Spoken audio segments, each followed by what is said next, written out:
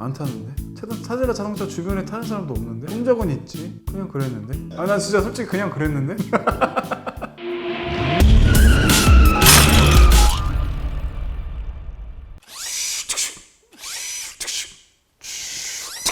자비스 시작해. 안녕하세요, 카미오 박지훈입니다. 20세기 소품종 대량 생산을 주도한 포드의 포디즘과 다품종 소량 생산을 주도한 도요타의 토요티즘이 서로 색다른 의미를 선사했었죠. 21세기에 들어 역사를 시작한 대표적인 자동차 브랜드를 하나 골라야 한다면 후보는 하나밖에 없습니다. 그것은 바로 오늘 영상에서 소개해드릴 테슬라입니다. 미국에서 테슬라라는 이름을 부르게 되면 가장 먼저 생각나는 사람은 일론 머스크입니다. 하지만 현실판 토니 스타크로 불리는 매력 철철 넘치는 일론 머스크가 테슬라를 설립한 사람은 아닙니다. 테슬라 모터스는 2003년에 마틴 에버하드와 마크 타페닝이 만든 회사입니다. 에버하드와 타페닝은 1990년대 실리콘밸리에서 엔지니어로 일하면서 알게 됐습니다. 카드게임을 하면서 친해진 이 두 사람은 1997년 이북 리더를 만드는 회사를 설립해 성공적으로 운영했는데 3년 뒤에 1억 8,700만 달러로 회사를 매각합니다. 하지만 에버하드에게 2000년은 좋은 일만 있었던 해가 아니었습니다. 회사를 팔면서 순간에 큰 돈을 벌었지만 아내와 이혼하게 되고 그 마음을 달래고자 스포츠카 구매를 결심하죠. 아니, 마음 달래는데 스포츠카를 구매하냐? 정신 못 차렸다 야. 아내하고 이혼했는데 무슨 스포츠카를 타.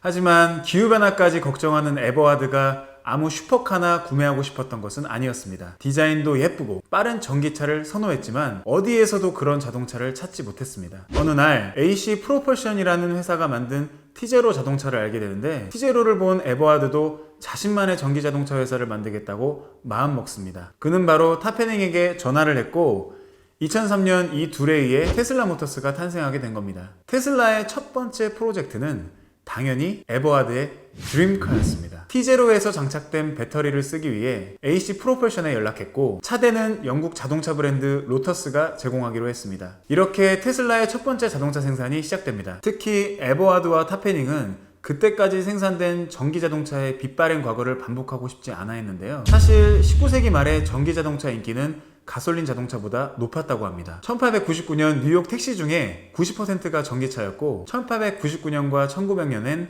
다른 엔진을 착용한 어느 자동차보다도 판매량이 높았습니다. 가솔린 자동차보다 조용하고 운전하기가 쉬워 인기가 높았던 거죠. 다만 도로가 없어 장거리 여행이 불가능했던 점이 있었지만 그 당시에는 큰 문제가 아니었습니다. 하지만 도로가 다져지고 장거리 여행도 가능해질 무렵 자동차 대량 생산 시스템이 갖춰지면서 가솔린 자동차의 가격이 크게 낮아집니다. 그러면서 포르쉐와 에디슨도 관심을 가진 전기차의 인기가 떨어지고 1935년 결국 전기자동차 시장이 사장됩니다. 90년대 말이 되어서 GM이 전기차를 다시 내놓지만 소비자의 요구가 적어 2003년에 또다시 단종됩니다. 테슬라는 과거에 전기차가 겪은 운명을 잘 알고 있었고 같은 전례를 남기지 않기 위해 제대로 준비하는데요. 그때까지 사용되던 납축전지 대신 리튬 배터리를 쓰기로 합니다. 더 가볍고 더 오래가고 더 강력한 부품을 통해 진정한 전기차를 만들 수 있을 거라고 생각했기 때문입니다. 물론 좋은 아이디어였지만 세상 만사 마음먹은 대로 되지는 않는 법, 여러 현실적인 문제에 직면해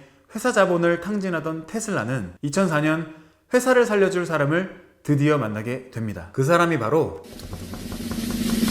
일론 머스크입니다. 이 현실판 토니 스타크는 마지막에 죽지 않습니다. 뭐야, 토니 스타크 죽어? 이거 스포야? 스포 아니지? 나 영화 안 봤어 아직. 이 스포잖아. 나 아직 안 봤다고. 마블 영화에서만 나올 것 같은 기적적인 타이밍도 대단했습니다. 2003년 일론 머스크가 만들었던 페이팔을 이베이에 되팔면서 1억 6,500만 달러를 보유한 청년갑부로 등장했기 때문입니다. 그는 700만 달러를 바로 테슬라에 투자하며 이사회 의장이 됩니다. 그때 에버하드와 타페닝은 여전히 테슬라를 운영하고 있었지만 이러한 운영은 얼마 안가 바뀌게 되죠. 2004년 말 일론 머스크의 투자 금액 덕분에 테슬라의 첫 번째 차량 로드스터의 프로토타입이 만들어집니다. 로터스의 앨리스 차대와 AC 프로펄션의 테크놀로지를 쓰는 이 프로토타입은 큰 주목을 받는데요. 이 결과로 구글을 포함한 수많은 투자자가 생겨 1,300만 달러의 자금을 더 얻게 되죠. 테슬라는 그로부터 2년 뒤에 로드스터를 공개합니다. 2007년 초부터 판매될 예정이었던 로드스터는 공개되자마자 큰 인기를 끄는데요. 저렴하지 않은 10만 달러 가격임에도 2주일 만에 127대의 사전 예약 주문을 받습니다. 하지만 2007년 초가 지나고 중반도 지났는데 로드스터는 그 어디에서도 찾을 수가 없었습니다. 수많은 디자인 문제로 인해 출시가 연기된 겁니다. 이에 테슬라 측 분위기도 매우 험악해질 수밖에 없었습니다. 일론 머스크는 로드스터의 지연이 에버하드의 잘못이라고 생각했고 에버하드도 없이 회의를 열게 됩니다. 그러다가 에버하드를 테슬라 CEO 자리에서 끌어내리게 되죠. 에버하드 역시 헨리 포드처럼 자기의 회사에서 쫓겨나게 됩니다. 2008년 드디어 일론 머스크가 테슬라의 CEO가 되고 그와 동시에 7천만 달러를 더 투자합니다. 하지만 2008년 금융위기 때문에 테슬라도 일론 머스크도 큰 어려움을 겪게 됩니다. 직원 수를 무려 25%나 줄였지만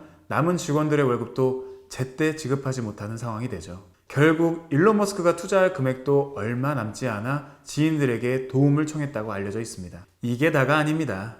그에 판매한 로드스터의 75%를 리콜하고 미국 정부에게서 대출도 받았습니다. 그러다 천만다행으로 다임러와 파트너십을 맺으면서 5천만 달러의 지원을 받아 위기를 극복하게 됩니다. 미국 정부 대출 역시도 2013년에 전부 상환했는데 금융위기 때 같은 문제로 대출을 받은 닛산과 포드보다 더 빨랐다고 합니다. 드디어 2008년부터 로드스터가 본격적으로 판매됩니다. 최대 주행거리가 320km로 전기자동차 중에 최고 기록을 세운 이 자동차는 4년 동안 2,500대 가까이 팔려 성공적인 모델이라는 평가를 받았죠. 이 덕분에 위기를 극복한 테슬라는 목표를 향해서 계속 나아갈 수 있었습니다. 테슬라의 첫 번째 자동차가 스포츠카였던 이유가 더 있었습니다. 테슬라가 발표한 전략은 바로 비싼 자동차를 팔면서 저렴한 모델을 생산할 수 있는 금액을 모으려고 했던 것이었습니다. 그때까지도 전기차라고 하면 무조건 네모나고 예쁘지 않은 디자인과 속도가 느리다는 인식을 가지고 있었는데 이 편견을 깨기 위해 람보르기니, 맥라렌보다 더 예쁘고 빠른 전기자동차를 만들었습니다. 또한 테슬라 자동차는 안정적이기도 한데요. 사고가 날 경우에 폭발하게 될 가능성이 가솔린 자동차의 무려 500분의 1이라고 합니다. 이 많은 이유 덕분에 2009년부터 테슬라가 수익성 있는 회사로 평가받고 2010년 미국 자동차 브랜드 중에서는 포드 이후로 최초로 증권거래소에서 주식을 팔기 시작합니다. 더 놀라운 건 2017년에 시장 가치가 500억 달러를 돌파해 포드를 제치게 되죠.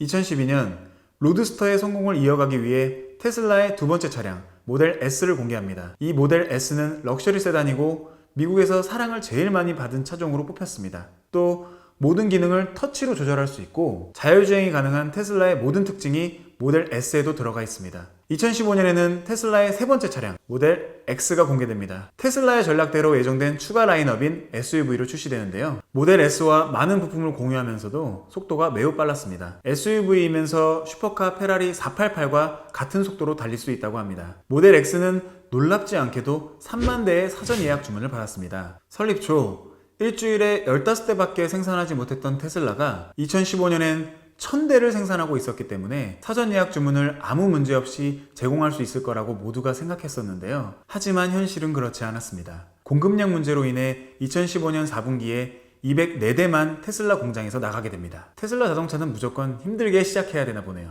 2017년 기대가 컸던 모델 3가 공개됩니다. 최저 3만 달러로 판매가 시작된 이 모델은 폭발적으로 인기를 끌었습니다. 일주일 만에 32만 대의 사전 예약 주문을 받았고 2018년에는 14만 대를 넘게 팔아 그해 미국 럭셔리 자동차 중 판매량 1위를 차지하게 됩니다. 10년 동안 자동차를 생산한 테슬라는 노하우를 계속 쌓아 일주일에 5,000대를 생산하게 되고 2018년에는 24만 5천 대의 판매를 기록했는데 이 한 해의 판매량은 로드스터를 출시한 뒤부터 2017년까지의 총 판매량과 같았습니다. 테슬라가 출시할 다음 모델은 로드스터 2020입니다. 브랜드의 첫 모델이었던 로드스터의 새로운 디자인이고 20만 달러로 판매될 예정이라고 합니다. 그리고 단 1.9초 만에 시속 100km를 이룬다고 합니다. 전기차가.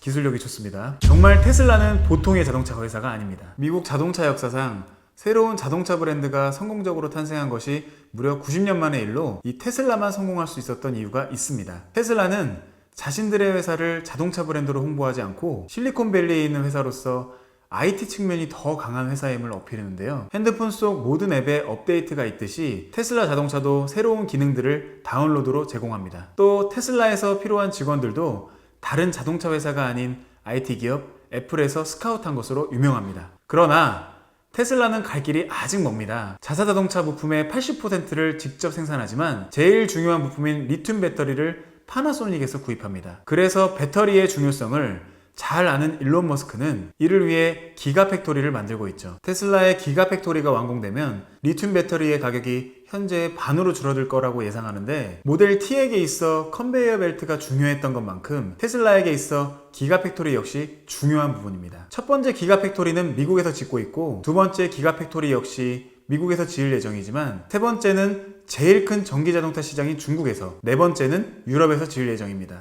테슬라는 역사가 짧은 브랜드지만 배울 점이 많은 데다가 자동차의 새로운 미래를 조금씩 써내려가고 있습니다. 특히 자동차와 테크놀로지에 관심이 있는 사람이면 누구나 귀를 기울일만 하죠.